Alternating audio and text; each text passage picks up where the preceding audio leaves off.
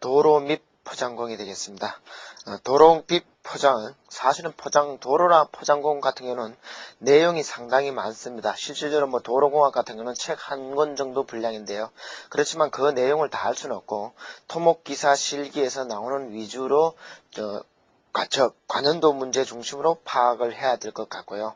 그리고 최근 들어서는 포장 안정처리공법이나 포장 두께 결정의 문제가 자주 좀 출제되고 있으니까 그 부분은 좀 신경을 쓰셔야 할 것 같습니다.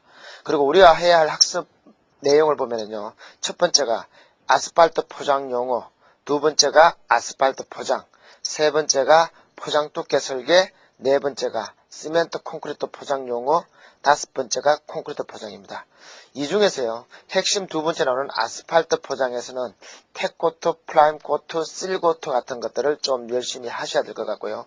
세 번째 나오는 포장 두께 설계에서는 CBR 값을 계산해서 TA 값과 총 두께의 한 포장 설계, 즉 다시 말씀드려서 시험 주로 많이 나오는 것은 CBR 계산값 같은 것들은 근간에서 많이 나오고요. 어쨌든 간에 포장 두께 설계는 조금 내용들을 공부하셔야 될 것 같습니다.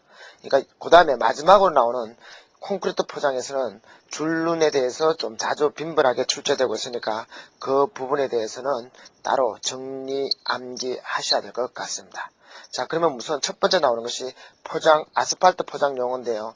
아스팔트 포장용에서는 그렇게 많이 나오는 것은 아닙니다. 전통적으로 나오는 문제가 첫 번째가 플러프 로닝인데요. 이 플러프 로닝은 뭐냐면 우리가 다짐을 하고 나서 이 다짐이 잘 됐는지 안 그러면 잘못된 것이 있는지를 알기 위해서 우리가 덤프트럭이나 타이어 롤러를 주행시켜서 성토면에 있어서의 힘 변행량을 측정해서 다짐이 잘 됐는지 안 됐는지를 판정하는 것입니다. 그래서 이 종류는 두 가지가 있는데 추가 다짐과 검사 다짐이 있습니다. 그래서 추가 다짐의 목적은 장래에 생길 변형을 감소시키는 것이 주 목적이고요. 검사 다짐은 유의한 변형을 일으키는 불량 개수가 있는지 없는지, 즉 다짐이 잘못돼서 변형량이 생길 수 있는 곳이 있는지 없는 것을 파악하기 위한 것이 바로 검사 다짐이 되겠습니다. 특히 여기서는 정의와 종류가 다 나오니까 그 목적 위주로 해서 좀 암기해 오시고요. 그 다음에 등과 한산 계수라는 것은요, 조금 이따 우리가 아스팔트 포장의 구조가 나오겠지만 아스팔트 포장의 구조는 최고 밑에 노상이 있고요. 노상은 포장은 아닙니다. 노상이 있고요. 그 다음에 보조기층이 있고요. 기층이 있고요. 기층이 있고 중간층이 있고 중간층이 되겠죠. 중간층이 있고 표층이 있습니다. 표층이 있는데요. 자, 이 등과 한산계수, 만약 우리가 포장의 두께를 일반적으로 이 보조기층에서 표층까지라고 우리가 보통 포장이라 그러는데, 이 포장의 두께를 설계할 때 A라는 사람이 이걸 10cm, 10cm, 10cm, 10cm로 설계하고, 어떤 B라는 사람은 이것을 5cm, 5cm, 15cm, 15cm라고 해다 칩시다. 이 포장 두께를 A도 40cm가 되고요. B라는 사람도 40cm가 되는데 이 똑같이 40cm지만 어떻게 됩니까? 이 포장 방법, 이 포장과 이 포장은 서로 다르게 될 것입니다. 그래서 여기서 말하는 것은 등과 한산 계수는 이 보조기층이나 기층이나 이 두 군데서 특히 주로 이것은 부순돌기나 입도 조정 같은 것을 하는데요. 안정처리 기층 을 하는데 주로 이 두께 1cm가 포층, 즉 표층은 주로 가열 아스팔트 혼합물로 만듭니다. 즉 이것 1cm가 여기 와서 몇 cm에 해당되느냐를 나타내는 것이 바로 등과 한산 계수입니다. 즉 한산했다는 것이죠. 그것이 바로 등과 한산 계수라는 것을 좀 에워 놓으시고요. 그 다음에 나오는 것이 블랙 베이스입니다. 블랙 베이스하고요. 그 다음에 나오는 화이트 베이스인데, 자, 블랙이라는 것은 일반적으로 블랙이 있고 화이트가 있는데요. 우리가 성경에서 아스팔트는 검정색이니까 블랙 베이스라고 생각하시면 되고요. 그 다음에 화이트 베이스는 콘크리트입니다. 콘크리트는 흰색이죠. 검정색이고 어떻게 합니까? 콘크리트 흰색이니까 그렇게 생각하십니다. 그래서 아스팔트 포장 기층으로서 사용하는 가열 아스팔트 혼합물의 물의 아스팔트 안정처리 기층을 우리는 블랙 베이스라 그러고요. 그 다음에 아스팔트 포장의 기초로 사용하는 시멘트 콘크리트 슬래브를 우리는 화이트 베이스라 그런다. 자, 요 용어는, 자, 용어 설명이 주로 시험에 나왔으니까 용어를 좀 정확하게 외우시고요. 그 다음에 나오는 러팅은, 자, 이겁니다. 쉽게 생각하시면 됩니다. 러팅은 우리가 도로의 횡단면도가 이렇게 있으면요. 자, 여기가 중앙선이 있고요. 뭐 1차선이 있고 2차선이 3차선이 있으면은 만약에 이 3차선 같은 경우에 트럭이 다닐 때 트럭이 항상 일정한 자리를 달리면 어떻게 됩니까? 이 그 도로 표면이 어떻게 됩니까? 마모가 생길 것입니다. 이렇게 마모가 생길 건데 이 마모가 생길 건데 이러한 현상, 이 마모가 생기면 어떻게 됩니까? 요철이 생긴다는 거죠. 결론적으로 이 요철이 생길 건데 요철이 생긴데 이 부분이 만약에 비가 오면 어떻게 됩니까? 빗물이 고이게 되고 차가 다니면 어떻게 됩니까? 물이 튀는 현상 이런 식이 나타나죠. 그러니까 이렇게 결론적으로 이렇게 요철이 생기는 현상 자국을 바로 러팅이라고 합니다. 러팅. 자, 러팅이라는 것은 뭐 우리가 영어 단어 뜻 자체도 그렇죠. 그죠? 어떤 차거나 트럭 같은 게 지나고 나면 그 자국을 러팅이라고 하는데 요런 현상을 러팅이라고 합니다. 이건 용어 설명 정도만 해놓으시면 될 것입니다. 자, 핵심이라서는 이 정도만 하면 될 것 같고요. 두 번째 나오는 것이 아스팔트 포장입니다. 자, 핵심 위에서 아스팔트 포장에서 아스팔트 포장의 구조를 한번 보면요. 파워포인트에 있듯이 보조기층, 기층, 중간층, 표층 이렇게 되어 있고요. 그 밑에 노상이 있는데 노상의 일부분, 노상이라는 것은 보통 어떻게 되느냐 하면은 이 포장 밑에 보통 1m 부분을 우리가 보통 노상이 됩니다. 이 노상에서는 어떻게 됩니까? 동상방지층이나 차단층을 만들 수도 있다는 거죠. 이것은 동상방지층이나 이 차단층은 어떻게 됩니까? 이 노상에 포함되는 것이죠. 그죠? 어쨌든 간에 이 포장 구성을 자, 보조기층, 중간층, 기층, 중간층, 표층이 있다는 것 좀 외우시고요. 이 두께가 바로 포장이라는 것까지 같이 좀 암기하시면 되겠고, 노상이라는 것은 이 포장 밑에 부분에서 어떻게 됩니까? 1m 두께의 흙부분을 말합니다. 그러니까 이 노상 부분이 단단하면 어떻게 됩니까? 어떤 포장 두께를 좀 얇게 해도 될 거고, 그렇지 않으면은 이 포장 두께를 뭐 두껍게 해야 되는 거죠. 결론적으로 뭡니까? 여기에 차가 다니게 되면은, 차가 다니면 되면 어떻게 됩니까? 이 부분의 하중을 어떻게 됩니까? 노사형에 전달된다는 거죠. 근데 우리가 2대1 분포법을 봐서 알겠지만 어떻게 됩니까? 이 면적이 이렇게 점점 커질 거라는 거죠. 그러니까 이 면적이 커질 거 됩니까? 밑으로 내려갔으면 갈수록 수직 응력 증가량이 감소된다는 것이죠. 그러니까 포장 두께가 결정된다. 뭐 그렇게 그렇게 생각해서도 쉽게 이해하실 수 있을 겁니다. 자, 그 다음에 나오는 것이 보조기층인데요. 자, 포장의 최고 아랫부분에 있는 것이 보조기층이죠. 주로 이것은 뭐 부순돌이나 막자갈 같은 것으로 많이 쓰는데요. 그 다음에 보조기층을 그러면 왜 만드느냐? 결론적으로 뭡니까? 위에 교통하중이, 여기 교통하중이 지나갈 건데, 이 교통하중이라는 것은 어떻게 되죠? 처음에는 표층이 받고, 표층은 다시 중간층, 중간층은 기층에 전달되는데, 결과적으로 보조기층에 전달되면 어떻게 됩니까? 보조기층은 다시 노상에 전달시키는 역할을 한다는 것이죠. 그 다음에 두 번째가요, 기축소로, 이쪽으로 기층은 입도 조정을 한 것인데 안정처리계층인데 어떻게 됩니까? 노상에 있는 흙이 들어가는 것을 막아주는 역할도 하고요. 그 다음에 동결작용이 일어났을 때 그 손상 효과를 최소화하기도 합니다. 그 다음에 뭡니까? 하부층에서 유입수의 고임을 방지하기도 한다는 거. 그 다음에 기층이나 중간층 표층을 만들 때 있어서 시공장비가 다닐 수 있는 운반로 역할도 한다. 뭐 한번 읽어보시면 쉽게 될 것 같고요. 자, 그 다음에 나오는 것이 보조기층 위에 있는 것이 바로 기층입니다. 기층은요, 파워포인트에 있듯이 입도 조정 공법이나 주로 뭐 먹해동 공법도 뭐 입도 조정 공법이죠. 그죠? 그 다음에 시멘트나 역청재료, 뭐 어떤 책은 아스팔트라고 합니다. 역청재료가 바로 아스팔트니까요. 역청재료에 의한 안정처리 기법 또는 어떻게 됩니까? 화학적 안정처리 기법, 뭐 석회 안정처리 기법 이런 것들인데요. 이런 안정처리 경법을 썼는 그런 것이 바로 기층이라고 생각하시면 됩니다. 자, 그 다음에 나오는 것이 중간층입니다. 자, 중간층은 어떻게 되겠습니까? 기층 위에 있는 부분입니다. 기층. 이것은 주로 이 표층과 중간층은 가열 아스팔트 혼합물로 만듭니다. 이 부분은 주로 아스팔트로 만든다는 거죠. 가열 아스팔트 혼합물로 만드는 부분인데 어쨌든 간에 이 포장의 한 부분으로서 중간층이라는 것은 어떻게 됩니까? 표층에 전달된 교통 통화중은 어디로 전달하죠? 기층으로 전달시키고요. 그 다음에 이 기층에서 요철 부분이 생기면 이 요철을 수정해서 평탄하게, 트래픽을 평탄하게 만들어준다는 거죠. 그래야 되게 어떻게 됩니까?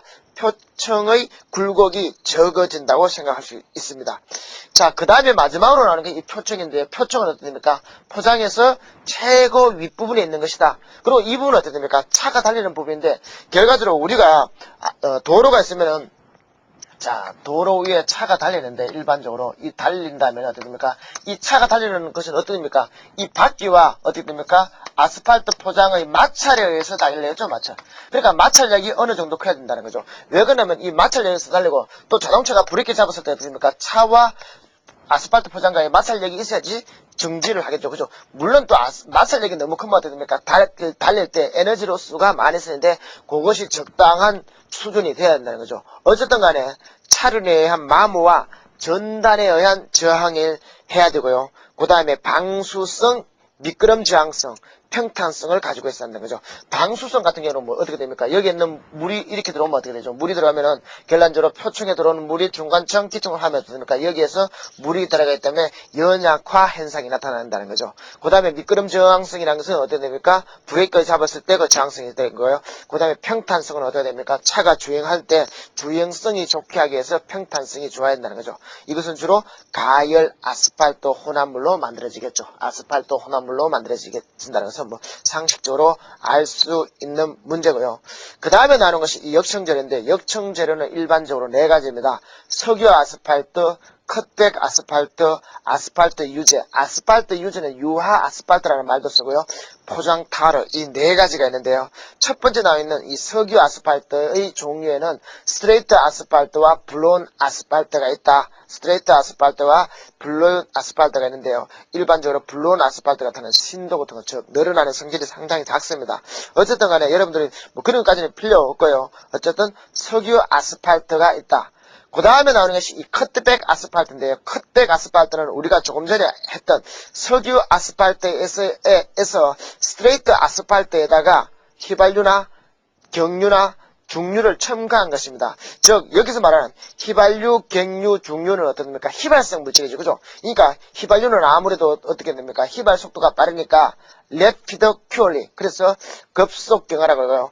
자, 중류는 어떻게 됩니까? 휘발 속도가 상당히 느리겠죠. 그죠? 그래서 완속경화 SC, 자, slow cooling이라고 합니다. 자, 여기서 여러분들 완속경화, 중속경화, 완속경화, 급속경화, 중속경화, 완속경화. 그래서 RCMC, SC는 좀 외워놓으시고요. 이것이 바로 컷백 아스팔트의 종류라는 것까지도 좀 해야 될 것 같습니다. 그 다음에 나오는 것이 아스팔트 유제, 유화 아스팔트라는 말도 쓰죠. 이거는 아스팔트의 작은 입자를 끓는 물 속에서 골고루 분산시킵니다. 즉, 여기서는 아스팔트에다가 어떻게 됩니까? 안정액을 집어넣은 것이죠. 안정액을 집어넣은 것이 아스팔트 유제다. 이렇게 생각하시면 되고요. 그 다음에 포장타르는요, 쉽게 말해서 우리가 많이 쓰는 것은 이 콜타르와 오일타르는 포장타르의 원료인데요. 이 원료를 가지고 어떻게 제조했느냐에 따라서 직류타르와 컵백타르가 나옵니다. 컵백타르가 나오는데 뭐 그런 게까지는 사실 필요 없고요. 어쨌든 간에 포장타르가 우리가 쓰는 것이다. 역청재료의 한 종류다. 이렇게 생각하시면 됩니다. 이 세세한 것은 뭐 콜타르니, 오일타르니, 직류타르니, 컵백타르니 뭐 이런 것들은 시험에 나오지 않고 그 정도만 뭐 하시면 될 것 같습니다. 자, 그 다음에 나오는 것이 이 골재인데요. 골재는 우리가 알다시피 굵은 골재와 장골재가 있죠. 근데 우리가 됩니까? 토질 및 기초에서는 어떻게 되죠? 굵은 골재와 우리가 콘크리트에서는 어떻게 되죠? 굵은 골재와 장골재를 5mm 기준으로 했죠. 넘버 4번째, 그죠? 그런데 여기서는 보면 어떻게 됩니까? 2mm, 2.5mm가 기준입니다. 2.5mm 보다 크면은 굵은 골재, 2.5mm보다 작으면 장골재고요. 0.074는 넘버 200번째죠, 그죠? 근데 이제 시험에 나오는 것은 필러입니다. 필러는 일명 체움지라고 그러는데요. 0.074mm보다 작은 경우입니다. 0.074. 자, 이것은 어떻게 하냐면요. 우리가 콘크리트 생각하면 어떻게 됩니까? 콘크리트에서 자갈이 있고, 자갈 사이에 모래가 채워지고, 모래 사이를 어떻게 됩니까? 시멘트가 채워지죠. 이것도 마찬가지입니다. 굵은 골재의 사이에 장골재가 채우고, 장골재 사이를 어떻게 돼요? 필러가 채워준다는 거죠. 필러가. 그래서 이것은 어떻게 됩니까? 아무래도 아스팔트 혼합물의 사용량도 줄일 수 있고, 그 다음에 안정성도 증가시킬 수 있는 두 가지 효과를 노린 것이 바로 필러다는 거. 그 다음에 0.074mm보다 작은 골재다. 필러는 가끔 용어 뜻으로 시험에 나오니까 그거는 좀 암기해 주셔야 되고요. 그 다음에 포설이 되겠습니다. 이제 아스팔트를 까는 거죠. 그죠? 일반적으로 시방서 기준에서는요, 아스팔트 혼합물을 포설할 때 아스팔트 혼합물의 온도는 110도 이하가 되어서는 안 되고요. 그 다음에 기온이 5도씨 이하일 때나, 그 다음에 겨울에 같은 경우는 5도씨 이상이라도 바람이 많이 부는 경우는 포설하지 않는 것으로 않는 것이 좋다고 규정되어 있습니다. 여기서는 110도 같은 것은 좀 애우셔야 되고요. 자, 그 다음에 텍코트, 프라임 코트, 실 코트가 나오는데요. 이것이 이 부분에서 제가 처음에 말씀드렸다시피 많이 나오는 부분입니다. 자, 우선 먼저 최고 좀 혼도를 많이 가져오는 것이 프라임 코트와 텍코트인데요. 자, 텍코트하고 프라임 코트부터 보죠. 이 텍코트라는 것은 뭐냐면은 기존의 아스팔트 혼합물, 자, 기존의 아스팔트 혼합물 위에다가 새로 한꺼풀 더 입힌다 할 때 어떻게 됩니까? 새로 신 아스팔트를 한다. 신 아스팔트를 한다 그러면 돼. 요 부분에 하는 것이 바로 텍코트라는 거죠. 여기 텍코트고요. 그 다음에 이 프라임 코트 같은 경우는 이 기층 같은 경우는 보조 기층이나 기층이 부순도나 했을 때 입도 조정 공법을 했던 이 위에다가 이 위에다가도 됩니까? 여기 아스팔트 혼합물을 하기 위해서 이 부분에 까는 것이 바로 프라임 코트입니다. 프라임 코트는 그러니까 뭡니까? 보조 기층이나 어떻게 됩니까? 기층하고 이 사이에, 즉 중간층이나 표층, 요 사이에 까는 것이 바로 뭐냐면은 프라임 코트라는 거죠. 왜 그러냐면요, 보조 기층하고 기층을 해놓고 나서 어떻게 됩니까? 입도 조정 공법이든지 안정 처리 공법을 쓰다 보면 차들이 많이 주행을 하는데, 그러다 보면 어떻게 됩니까? 도로가 보조 기층이 파손도 많이 생기고, 또 비가 오면 세굴 현상이 나타나겠죠. 그죠? 그 다음에 세굴 현상이 나타나면 어떻게 해요? 물이 침투하게 되면 막히고, 이런 것을 막아주는 것이 바로 프라임 코트라는 거죠. 프라임 코트고. 그 다음에 다시 말씀드리면 기존 아스팔트 위에서 새로운 아스팔트를 깔기 위해서 잘 붙게 하기 위해서 하는 것이 텍코트다. 이렇게 생각하시면 됩니다. 이렇게 생각하면 쉽고요. 그런 개념을 바탕으로 잡아서 한번 보겠습니다. 자, 그래서 텍코트는요, 표층 바로 밑에 살포하는 것이고, 자, 주로 내용을 한번 보시죠. 이미 시공한 아스팔트층이나 시멘트 콘크리트 슬래브나 콘크리트 포장 위에 포술하는 아스팔트 혼합물과의 부착을 좋게 하기 위해서 한다. 그러니까 어떻게 이미 깔아놓은 아스팔트 콘크리트 포장의 표층 위에 새로운 아스팔트를 깔게 한다. 쉽게 되겠죠. 그죠? 그래서 이 텍코트의 재료는요, 우리가 조금 전에 했던, 우리가 조금 역층재료 4가지를 다시 한번 보겠습니다. 자, 역층재료는 어떻게 역층재했습니까? 자, 석유 아스팔트가 있고요. 석유. 컵백이 있을 거예요. 그 다음에 아스팔트 유제. 자, 아스팔트 유제가 있었고요. 그 다음에 콜타레가 있습니다. 포장타레가 있습니다. 포장타레인데요. 이 텍코트는 그래서 앞에 거 3가지입니다. 석유 아스팔트, 컵백, 아스팔트 유제 이렇게 된다는 거죠. 자, 그 다음에 나오는 것이 이제 프라임 코트인데요. 자, 프라임 코트 같은 경우는 조금 전에 말씀드렸다시피 위치가 보조 기층이나 또는 기층 위에 하고요. 이 경우는 보조 기층, 입도 조정 기층 등에 침투시켜 이들 층의 방수성을 높이고 그 위에 포술하는 아스팔트 혼합물과의 부착을 잘 되게 하기 위해서 한다. 자, 그렇게 생각하시면 되고요. 자, 그러면 목적을 보죠. 목적을 하면 제가 좀 전에 설명했던 것들이 다 나옵니다.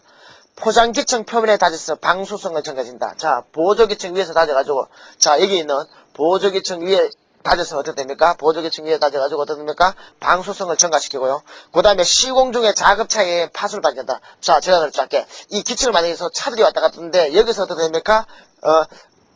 파손되는 것을 방지하고요. 그 다음에 세굴 현상도 방지한다는 거예요. 세굴 현상. 그 다음에 표면수의 침투 등을 방지한다. 이거는 쉽게 이해되실 수 있을 겁니다. 그런데요, 5번에는 보면은 사용재료를 한번 보죠. 사용재료를 보면은 우리가 조금 전에 적었던, 자, 이쪽에서 한번 보시죠.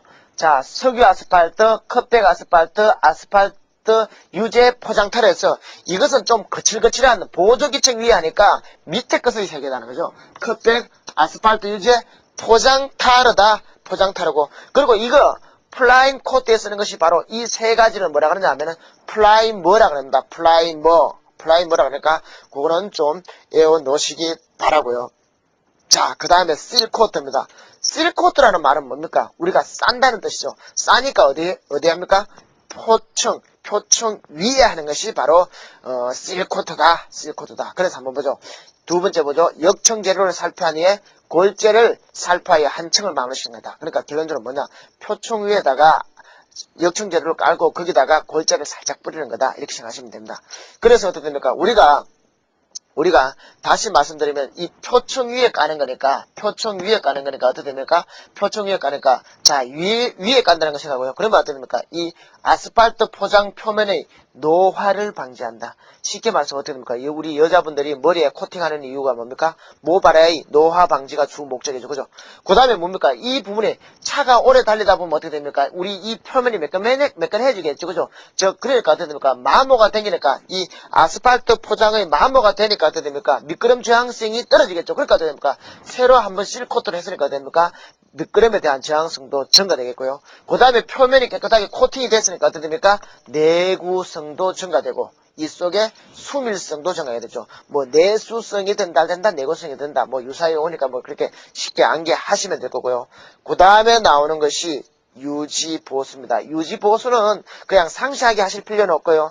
그냥 아스팔트 포장은 유지보수 방법이 종류를 쓰시오. 뭐 그렇게 나오니까 세세한 내용을 하실 필요 없고요. 패칭, 표면 처리, 부분 재포장, 절삭, 뭐 덧씌우기, 절삭 재포장이 있습니다. 이 패칭이라는 것은 어떻게 됩니까? 아스팔트 포장에 있어서 어떠한 부분이 파손이 됐으면 그 부분만 어떻게 됩니까? 걷어내고 새로운 포장을 집어넣는 거. 그러니까 아스팔트 혼합물을 집어넣는 것이 되고요. 표면 처리는 말 그대로 표면을 처리합니다. 주로 뭐 아몰 코트나 카펫 코트, 포거 실이나 뭐 슬러리 실 같이 이렇게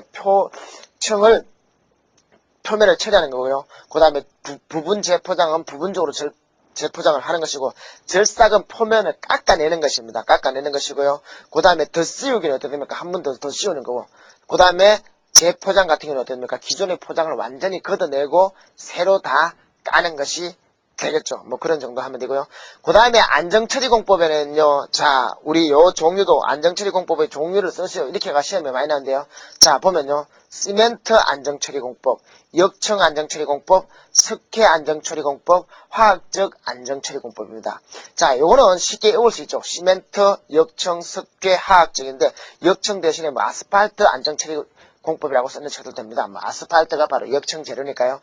그 다음에 화학적 안정처리 공법이라고 쓰는 책들도 있고, 화학적 재료에 의한 안정처리 공법, 뭐 다 같은 유사한 말이니까 그랬어요. 그러니까 재료를 뭐 쓰느냐, 시멘트를 쓰느냐, 역청 재료를 쓰느냐, 석회를 쓰느냐, 다른 화학적 재료를 쓰느냐에 따라서 안정처리 공법의 이름이, 명칭이 달라지는 거고요. 결론적으로 이건 뭡니까? 아스팔트 보조기층에서 어떻게 됩니까? 보조기층이나 기층에서 안정성을 증가시키고 어떻게 됩니까? 지지력을 증가시키는 것이게 되겠죠. 그 다음에 나오는 것이 마샬 안전동 시험이 가끔 나오는데요. 이거는 뭐 실험을 안 해보신 분들은 어렵습니다. 사실은 실험을 해봐야 된대요. 그렇다고 우리가 실험을 해볼 수는 없으니까 시험에 나오는 것들만 한번 외워보죠. 자, 우선 아스팔트 안정 몰드를 만들고 나서는 어떻습니까? 수조에 넣어야 되는데 이 수조에서 물의 온도는 60도 플러스 마이너스 1도시고요. 즉 다시 말씀드리면 59도 내지 61도라는 거죠. 그리고 거기에 넣어놓는 시간은 보통 30분 내지 40분 정도 넣어놔야 되고요. 이 하중을 가는데 하중을 가할 때 변형 속도가 50 플러스 마이너스 5mm per 분입니다. 즉 45 내지 55mm의 속도로 분당의 압축을 가해야 되고요. 그 다음에 최대 하중은 곡선에서 정점에서의 하중값을 읽으시면 되고요. 그 다음에 플로우 값을 읽으셔야 되는데 플로우 값이 좀 중요합니다. 플로우 값은 100분의 1cm 단위로 읽는다. 100분의 1cm가 플로우 값 1이라는 거, 100분의 1cm가 플로우 값 1이라는 거, 그것만 조금 외우시면 주의하시면 됩니다. 즉 다시 말씀드리면 100분의 1cm가 나왔다 그러면 플로우 값이 1이다. 뭐 그런 식으로 하시면은 쉽게 이해하실 수 있습니다. 자, 그럼 출제 문제 한번 보죠. 아스팔트 혼합물의 마살 안정도 시험 결과 아래와 같다. 안정도와 흐름치를 각각 구하시오. 자, 보죠. 그거부터 보죠. 자, 안정도는 뭐 간단합니다. 이 곡선의 정점을 구하면 되기 때문에요. 자, 이렇게 보면 어떻게 됩니까? 800kg입니다. 됐고요. 그 다음에 나오는 것이 흐름도인데요. 흐름도는 이 자, 변이를 봤을 때 이렇게 보면 어떻게 됩니까? 이 그림상에서 한 2.5mm 좀 됩니다. 2.5mm. 자, 2.5mm니까요. 자, 단위가 밀리미터니까, 그죠? 2.5mm는 어떻게 됩니까? 0.25cm겠죠, 그죠? 그러니까 어떻게 돼? 흐름치는, 자, 우리가 알고 있는 흐름값은 어떻게 돼? 흐름치는 어떻게 됩니까? 100분의 1cm가 어떻게 돼? 1이죠, 그죠? 그러니까 뭡니까? 이게 100을 곱하면 되겠죠, 그죠? 그러니까 결과적으로 0.25cm는 결과적으로 100분의 25cm니까 결과적으로 25가 된다. 자, 흐름치는 25가 된다. 뭐 그렇게 생각하시면 되고요. 그 다음에 압축 변이 속도는 조금 전에 나왔듯이 50 플러스 마이너스 5mm per 분이 되겠죠, 그죠? 뭐 요 문제는 쉽게 이해하실 수 있으리라 생각합니다. 자, 그 다음에 나오는 것이 다짐인데요. 다짐은 한번 보자. 혼합물에 다지면은 로드롤러나, 자, 로드롤러 건설기계에서 했죠, 그죠? 및 타이어 롤러를 사용하는데요. 일반적으로 어떻게 됩니까? 1차 다짐에는 머케덤, 2차 다짐은 타이어, 3차 다짐은 마무리 다짐은 텐덤을 씁니다. 머케덤은 주로 부순돌 쪽에 많이 쓴다고 이야기했고요. 그 다음에 2차 다짐 타이어. 자, 이거는 쉽게 이해하실 수 있고요. 2장에서도 했던 내용입니다. 그 다음에 나오는 게 고무 아스팔트인데요. 자, 이거는 아스팔트에다가 고무를 넣습니다. 고무의 성격을 생각하시면 되죠. 아무래도 고무를 넣었으니까 됩니까? 좀 질길 것이고 어떻게 됩니까? 탄력이나 충격성이 좋겠죠. 그죠? 자, 그렇기 때문에 이거는 고무 아스팔트는 어떻게 됩니까? 침입도가 크다. 연하점, 불 붙는 온도가 높다. 감온성. 자, 감온성은 작습니다. 왜 그러면 감온성에서는요, 온도에 대한 민감한 정도입니다. 그런데 우리가 하는 도로 포장에서 아스팔트는 어떻게 됩니까? 온도에 대한 민감성이 있으면 어떻게 됐습니까? 안 좋겠죠? 온도에 따라 성질이 자꾸 바뀐다. 그러면 어떻게 되면 공사를 하기 어려워집니다. 그래서 감온성이 감소되는 것이 좋겠죠. 그러니까 어쨌든 고무 아스팔트는 감온성이 감소되고요. 그 다음에 응집력이나 부착력이 커지고요. 그 다음에 조금 전에 나왔던 탄성 및 충격에 대한 저항성이 크다. 뭐 내노화성도 높아진다. 그러니까 다 커지는데 감온성은 감소된다는 거 요거 좀 외워두시기 바랍니다. 뭐 단점은 한번 읽어보시고요. 어차피 이러한 것들은 어떻게 됩니까? 성질이기 때문에 암기하셔야 되고요. 자, 그 다음에 나오는 것이 핵심 3. 포장 두께 설계입니다. 자, 포장 두께 설계에서요. 첫 번째 해야 될 것이 뭐냐면 설계 CBR인데요. 설계 CBR의 공식은 각 지점의 평균 CBR 마이너스 D2분의 CBR 최대값 마이너스 최소값입니다. D2 값은 표에서 주어지는데요. 주의하실 것은 이 설계 CBR 값이 나왔을 때, 답이 나왔을 때 바로 반드시 절사를 해야 한답니다. 절사를 해야 한다는 것은 뭐냐 하면은, 자, 4.6이 나왔다. 그렇더라도 잘라버리고 이것은 얼마예요? 4를 써야 된다. 4를 써야 된다. 이것은 조금 이따 표를 보면 왜 절사를 해야 되는지 쉽게 알 수 있고요. 그 다음에 D2 값은 어떻게 됩니까? 표에서 주어집니다. 표에서 주어지는 거기 때문에 자, 이것은 개수입니다. 개수. 자, 우리가 CBR 값이 개수가 5개였다 그러면 2.48이 되고요. 만약에 10개였다면 3.18이 D2 값이 됩니다. 이거는 표에서 찾는 거니까 값이 주어지고요. 그 다음에 포장 단면을 설계할 때 우리 단면을 가정해야 되는데 가정은 우리가 조금 전에 했던 아스팔트 보조기층, 기층, 표층의 두께를 가정하는데 주의할 것은 이 포장 두께별, 포장층별 최소 두께가 있다는 거죠. 그거는 표에서 주어지는데요. 그 값이 이상 되도록 가정해야 된답니다. 그러니까 이런 시험 문제에 나왔을 때는 어떻습니까? 그 값을 될 수 있으면은 크게 가정하는 것이 유리하겠죠. 잘못 가정해갖고 어떻게 됩니까? 최소 두께보다 작게 하면은 안 된다는 것이죠. 자, 그 다음에서 이제 TA 설계법인데요. 자, TA 설계법은 입력 변수가 두 가지가 있습니다. 교통량하고요. 그 다음에 설계 CBR 값입니다. 우리가 CBR 값이라는 것은 뭡니까? 노상토의 지지력이죠. 지지력, 노상토 지지력 B인데, 결과적으로 뭡니까? 우리가 조금 전에 했듯이 포장 두께를 설계할 때는 어떻게 됩니까? 포장 두께를 설계할 때는 그 위에 다니는 차량의 어느 만큼 많으냐? 다시 말씀드리면 우리가 포장이 있으면 여기 있습니까? 여기에 노상이 있고 자, 보조기층이 있고요. 기층이 있고 뭐 중간층이 있고 어쨌든 표층이 있다 칩시다. 표층. 이 두께를 이것이 바로 포장인데 포장 두께를 결정할 때는 뭡니까? 이 아래에 있는 흙의 지지력이 어느 만큼 크느냐? 그거와 또 어떻게 돼요? 여위에 다니는 교통량이 어느 만큼 많으냐? 이 두 개에 의해서 어떻게 됩니까? 이 포장 두께가 들어가야죠. 교통량이 많으면 많을수록 어떻게 됩니까? 포장 두께도 커져야 될 거고요. 그 다음에 노상의 지지력이 작을수록 어떻게 됩니까? 포장 두께가 커져야 되겠죠. 그죠? 그러니까 그거다. 그래, 입력 조건은 교통 조건과 그 다음에 노상 조건인데, 노상 조건에서는 설계 CBR 값이다. 자, 거기 보면은 설계 교통량의 종류에 따라서 뭐, 교통량은 L, A, B, C, D 이렇게 나와 있죠. 그죠? 그러니까 교통량이 얼마냐에 따라서 어떻게 됩니까? 교통량을 구분하고요. 그 다음에 설계 CBR 값은 여러분들 조금 전에 계산했던 그 CBR 값을 입력하면 되는데, 그래서 우리가 필요한 소요 TA와 총 두께 H를 결정해야 됩니다. 자, 예를 들자면요. 자, 우리 거기 표가 있는데 표를 보는 방법을 한번 보죠. 자, 거기 보면은 만약에 4가 나왔다 칩시다. 설계 CBR 값이 4인데 4가 나왔다면 어떻게 됩니까? 설계 CBR 값이 4고 교통량이 B면 어떻게 됩니까? TA 값은 24가 나와야 되고 포장의 총 두께는 얼마입니까? 49cm가 나와야 된다는 거죠. 자, 여기서 TA라는 것은 바로 뭐냐 하면은 우리가 조금 전에 등과 한상 계수가 나왔었는데 어떻게 됩니까? 자, 포장을 도로용 아스팔트, 그러니까 가열 아스팔트 혼합물로 했을 겁니다. 등과 한상 계수할 때 뭘 했냐면 이 두께 1cm하고 이 두께 1cm하고 이 두께 1cm는 다르다는 거죠. 그러니까 TA라는 것은 이 보조기층과 기층이나 중간층 이런 것들의 어떻게 됩니까? 이 두께를 어떻게 됩니까? 가열 아스팔트 혼합물로 한산해낸 두께라는 거죠. 자, 제가 처음에 등과 한상 계수를 말씀드릴 때 좀 들었고요. 그 다음에 이 H는 포장 두께 H는 이 전체 두께 H가 되죠. 그러니까 처음에 말씀드렸다시피 이것을 10cm, 10cm, 10cm, 10cm라고 했는 사람하고 그 다음에 5cm, 5cm, 15cm, 15cm 하는 사람 어떻게 됩니까? 똑같이 포장 총 두께는 어떻게 됩니까? A, B 다 40cm, 40cm 되겠지만 어떻게 됩니까? TA 값은 서로 다르게 나오겠다는 것이죠. 그래서 두 가지 조건에 대해서 다 만족시켜야 된다는 결론입니다. 거기서 보시면요. 우리가 설계 CBR 값을 보면 어떻습니까? 2, 3, 4, 6, 8, 12 이렇게 정수적인 겁니다. 그래서 CBR 값이 만약에 6이 나왔다. 4다는 것은 뭡니까? 4 이상 6 미만에 했다는 거죠. 만약 우리가 계산해낸 값이 CBR 값이 5.9가 나왔더라도 어떻게 됩니까? 설계 CBR 4로 해갖고 표에서 찾아야 된다는 거죠. 그래서 절사를 한다는 거 쉽게 이해하실 수 있을 겁니다. 그래서 포장의 구상은요, 우선 TA 값을 계산해야 되는데, 이 TA 값, 우리가 조금 전에 했던 TA 다시는 거 뭡니까? 자, 이건 뭐 알파를 쓰기도 하고, 등가 한상 계수를 알파를 쓰기도 하고, A를 쓰기도 하는데요. 자, 어떻게 됩니까?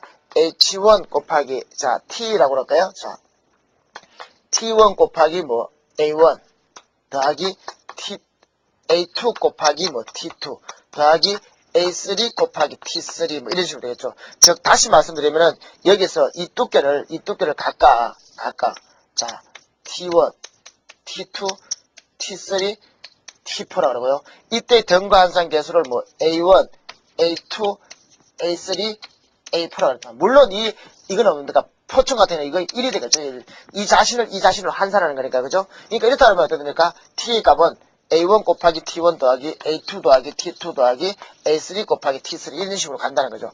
이게 바로 TA 값인데 요 A 값들은 뭡니까? A 값은 등과 한산 계수라는 거죠. 그죠? 우리가 조금 처음에 용어 정리에서 나왔던 거고요. 그 다음에 T 값들은 뭐 각각의 두께인데 자, 그래서 어쨌든 간에 이 TA 다시 값을 계산했을 때는 어떻게 됩니까? 우리가 조금 전에서 표에서 찾던 TA 값보다 크게 나와야 된다는 거죠.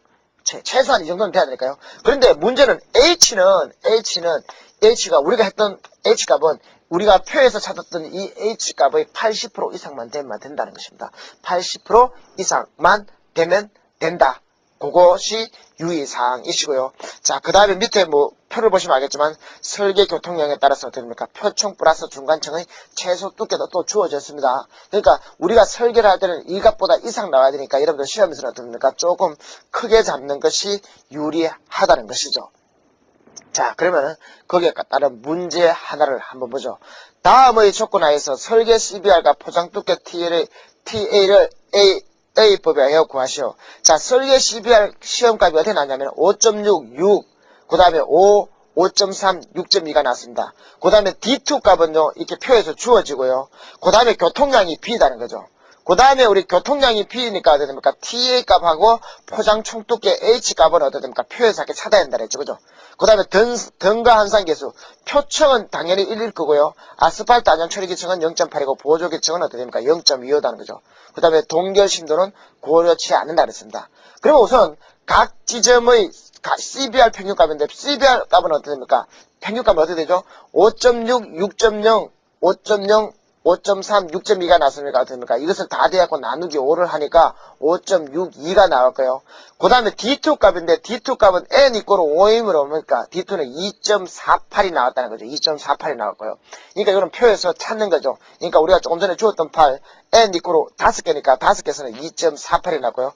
그 다음에 설계 CBR 값은 어떻게 됩니까? 평균 CBR 평균값 마이너스 어떻게 됩니까? D2분의 최대치 마이너스 최소치죠. 그죠? 그러니까 5.62 마이너스 자 D2가 2.48이니까 2.48분의 최대치가 얼마입니까? 6.2죠. 그죠?